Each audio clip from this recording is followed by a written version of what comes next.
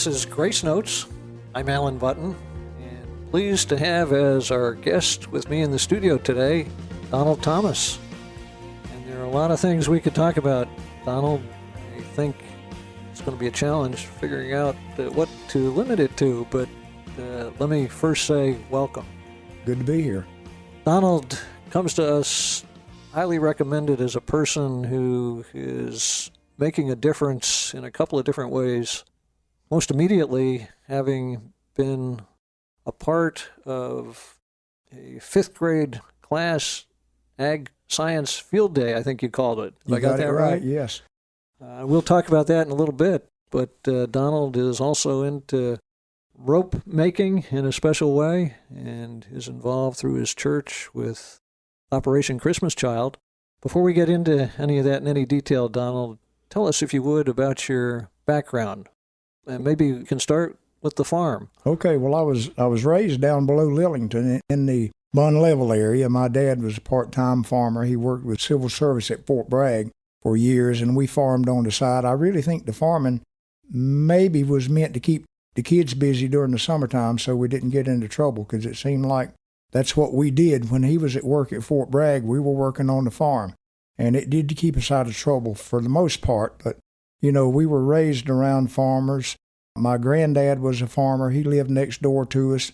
We were always in the field doing this or that. Some of it was fun, like swimming in the pond. You know, we used to do that. So we were raised around farmers and that farming kind of lifestyle. And the we, by the way, is who? You're talking about you and my siblings. Family, yeah. And there were lots of farmers. All our neighbors were farmers.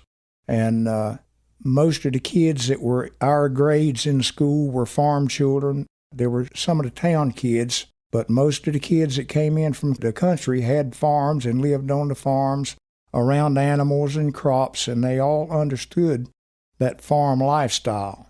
You had a bit of a break from farming after you graduated from high school, as I understand it. Oh, yeah. We moved uptown, so to speak. That's one way to describe it. Tell us about it. My twin brother and I worked on the farm during the summers when we were out of school, and there was always things to do while you were going to school. So we decided when we were 17 years old that we were going to try something different. We went to a construction project down in Irwin and got jobs as laborers, which means that we were working in a ditch with pick and shovel.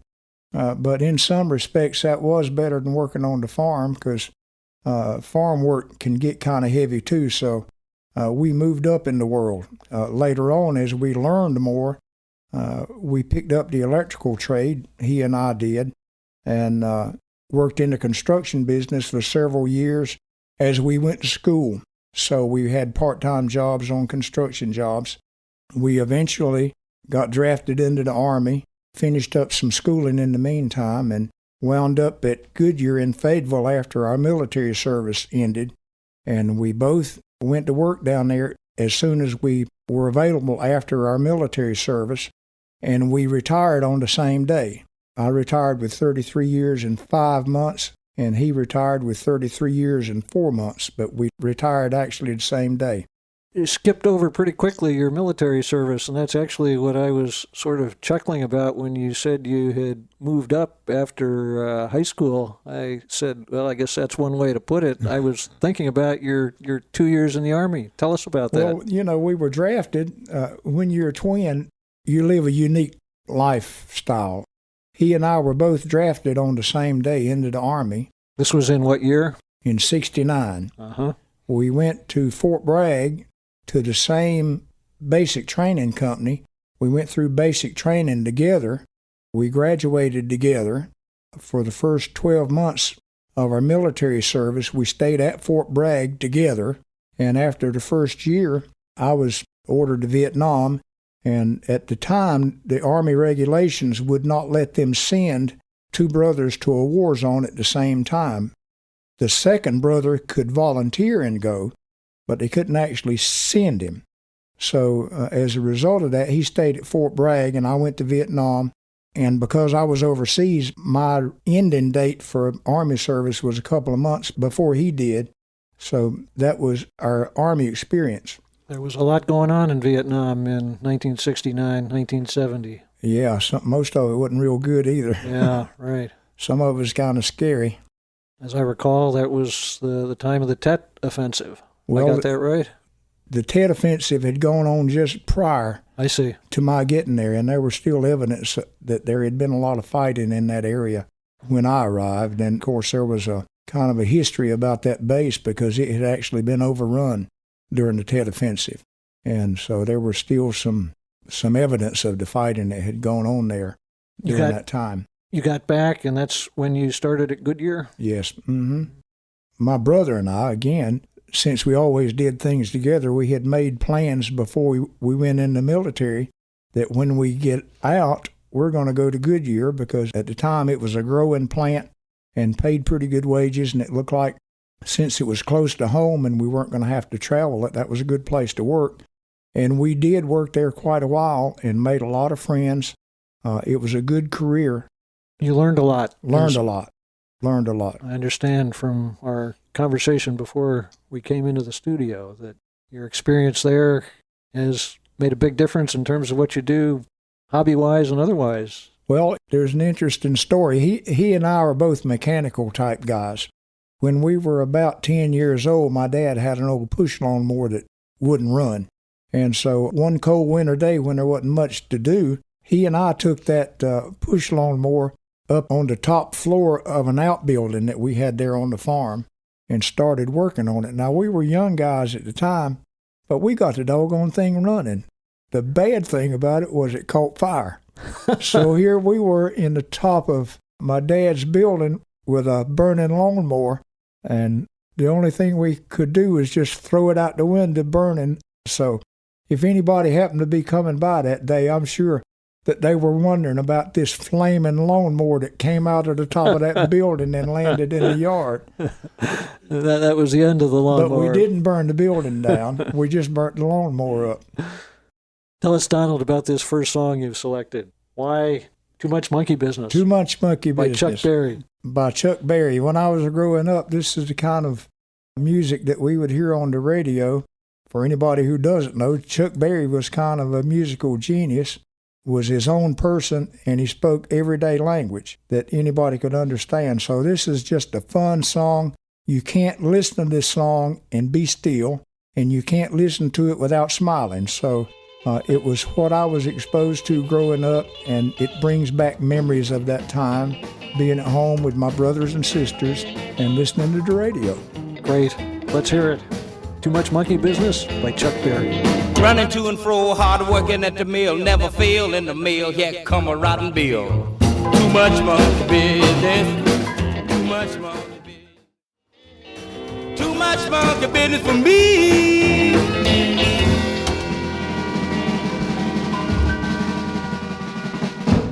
That was Too Much Monkey Business by Chuck Berry.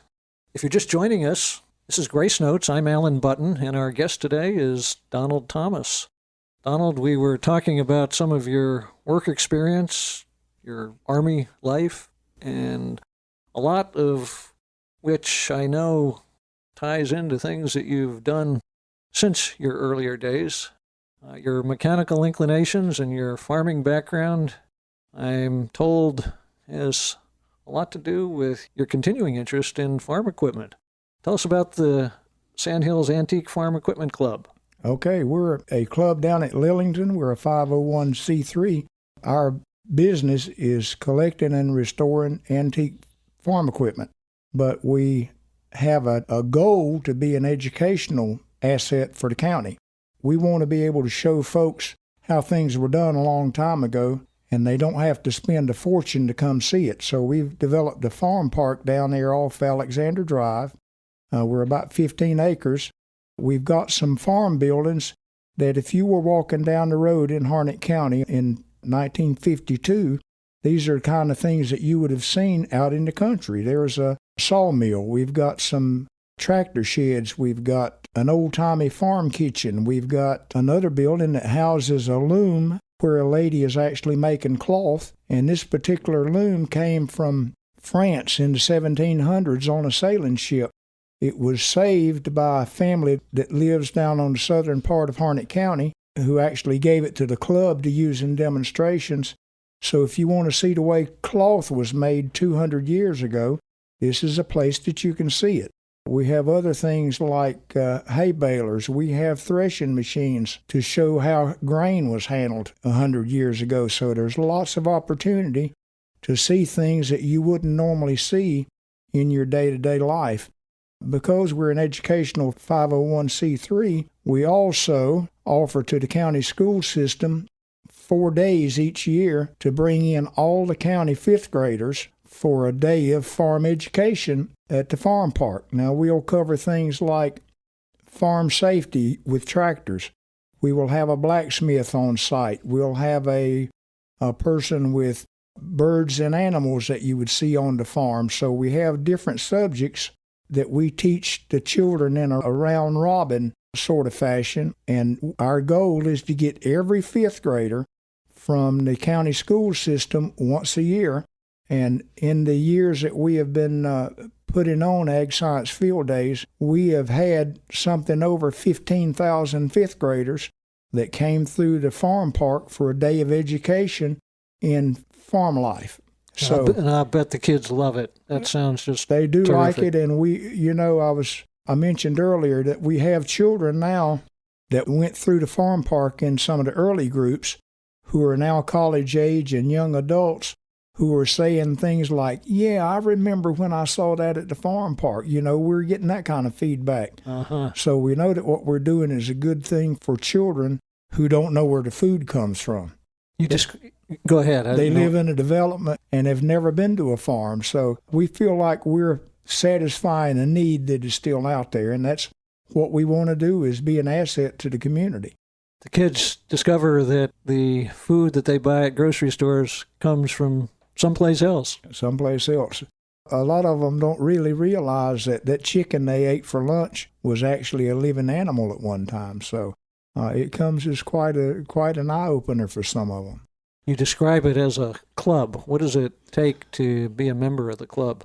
Not very much. Just a person who wants to be a member of a group of old-school folks who have conservative values. I will throw that in. We are of that age group that we kind of are still conservative to an extent, and most of the people in the club have a farming background. Now, you're not required to own a tractor or an old truck or anything like that.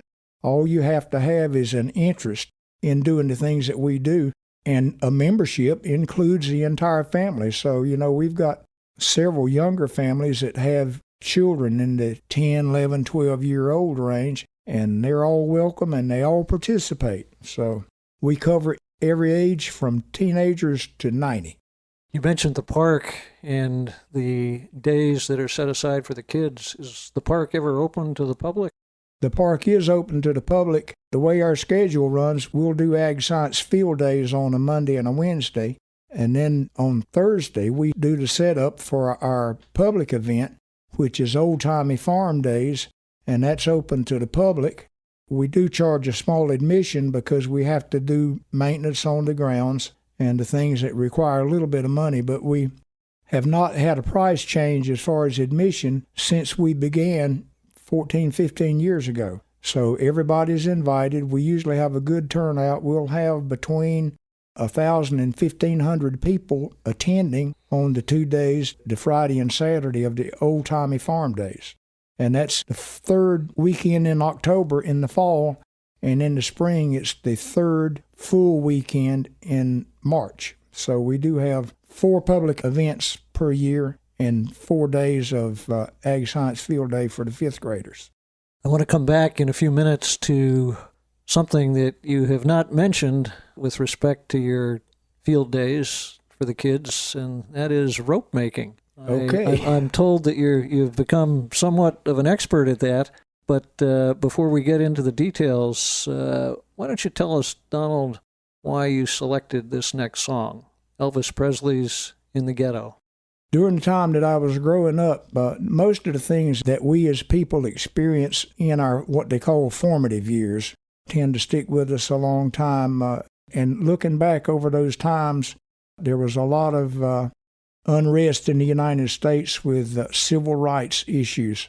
We had just fought a war in Vietnam, and there was a lot of ill feelings still around because of the war in Vietnam and the way that was handled and the way it all worked out. Our country and our society had taken on a more serious note, maybe a more serious mood, and I think it was reflected in this song. Elvis Presley I love his music and still listen to it, but as an entertainer, he had changed over time, and it was not so much boy meets girl anymore, but he was taking on some more serious issues, and I think that's reflected in this song. And it ties in, the way I hear it, to your work with kids. Yes. Let's hear it, and then we'll come back to that. Okay. Elvis Presley's In the Ghetto. As the snow flies on a cold and gray Chicago morning.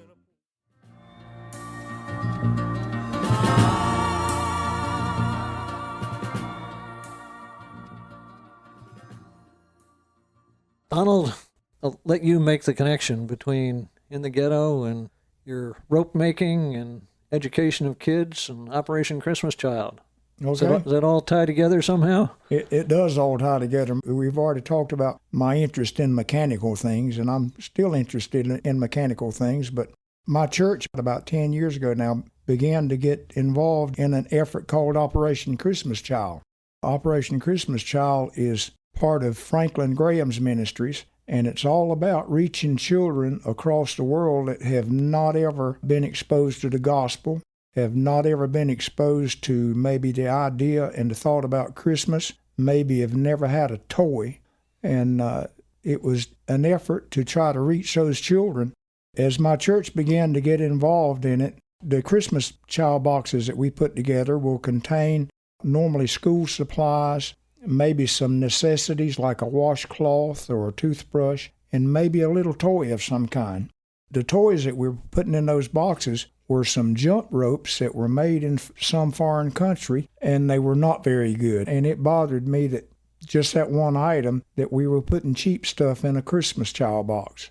My wife and I were at an outdoor event over by Albemarle about that same time, and we saw some young people who had an antique rope winding machine, and they were making little short ropes and giving them away to people just to show that process. A bell went off in my head, and I told my wife, I bet we could do that and make ropes for Christmas child boxes. What's your wife's name? Wendy. Wendy, okay. And she's my wingman, okay? So we began to look around for antique rope-making machines and really couldn't find anything that wasn't worn out or priced too high. So one day I said, doggone it, I'm going to build one. So I started studying rope making. Now, when I give my presentation to the children at the farm park on Ag Science Field Days, this is one of the things that a little lesson that I can give them is that if you want to learn how to do something, or if you want to learn about something, study. So even as adults, sometimes we have to study to learn things. And that's one of the messages that I give to children. So I studied rope making a little bit, and I actually built a rope twisting machine that would make nice ropes, but Wendy had to turn a crank handle in order to twist those ropes and make the ropes. So we started making jump ropes, and about the third day I said, honey, I need you to come out and help me make ropes. She said, you got to find a better way. So I started looking around and studying again and found a way to electrify this thing with an electric motor. Necessity is the mother of invention. Absolutely is. So now it's a one-man operation. During the 7 or 8 years that we've been working at church as part of Operation Christmas Child, I think I've made something like about 1,500 or 1,600 jump ropes. That rope-making process, there's a lot of lessons for children. When I give the presentation, I can talk about the history of rope making, and there is a history component to it. I can talk about Operation Christmas Child and the fact that we're making ropes to go to a kid overseas who has never had a toy. That's a heavy thought. And then there's another component that you can take all these yarns that are different colored, and maybe there's one ugly orange yarn in that rope, but that ugly orange yarn in concert with all the others turns into a pretty pattern that everybody enjoys. So just the fact that you're a little different doesn't mean that you don't fit in. Great lesson. So there's a lot of little lessons that I can use as part of my presentation to the children when I'm teaching them about rope making. And Donald has brought a couple of his ropes with him, and I can testify for sure that they are colorful and really spectacular. They're how long? They're 7 feet long. That's standard jump rope length, but each one of those ropes has about 650 feet of yarn in it because there are a lot of strands that are twisted together in order to make the rope. And this is the way rope has been made for 200 or 300 years. You know, it's rope goes back to as long as there were ships, there were ropes, because you can't have a sailing ship without a rope, right? And that's how early commerce began, was with sailing ships. When do you make your ropes? Throughout the year or part of the year? How does that go? Well, for the last several years, I've been dedicated the month of August to rope making because we, as a church again, we start taking up materials in October. So I'm going to start next week making ropes, and probably most of my spare time this next month is going to go into making ropes. I normally make about anywhere between 200 and 300 ropes a year, and that goes into the church's collection. Last year we actually made and collected 1,000 shoe boxes to go overseas through Operation Christmas Child. That's special. Something that we enjoy. Uh-huh. So, you know, I think the fact that I make little jump ropes is not a big thing, but I believe that for the world to work like God intended it, it takes a lot of people doing a lot of little things correctly in order to make the whole machine move and function like it's supposed to. I'm glad you noted that, Donald. You mentioned something along those lines before we came into the studio, and it got my attention. I think that's just a right-on, terrific perspective. I think that's where it's at. Most of us won't be on the front page of the newspaper or on TV, and maybe we won't run for a political office and get 10 million votes sometime or another, but the fact that we can do little things that contribute to the overall, I think that's where it's all at. Donald, we're about out of time, but before we wrap up, tell us about this third song. I guess it sort of takes us full circle back to where we began, at least in terms of your life experience. Smoke Gets in Your Eyes by the Platters. Why that song? Smoke Gets in Your Eyes. It's because, I guess, from the time that man first walked on the earth, even through today, men have always pursued women, and women have pursued men. Back in the 50s and the 60s, when I was growing up, it seemed like 2 songs out of 3 that you heard on the radio were about boy meets girl, fall in love, break up, girl meets boy, fall in love, break up, you know, those kind of things. And even if you hear music from other countries and we don't understand the words, if you ask about the song, it's about boy meets girl and they break up. So you don't need to understand the words. It's international. Any country you go to, the music is, most of it is about that male-female relationship. So it must be important, huh? I guess so. So I guess you and Wendy can relate to that. Yes, we can. Well, Donald, it's been a real pleasure talking with you. Thank you for taking the time to come in. Thank you, and I've enjoyed it. We wish you well in your continued work with Sandhills Antique Farm Equipment Club and with your work on behalf of the 5th graders, and everyone else that you no doubt come in contact with on a regular basis. I can tell by your demeanor and your perspective on life that you make a difference in others' lives all around you. Like Elvis Presley said, thank you very much. Let's hear it. Smoke Gets in Your Eyes by the Platters. They ask me how I knew my true love.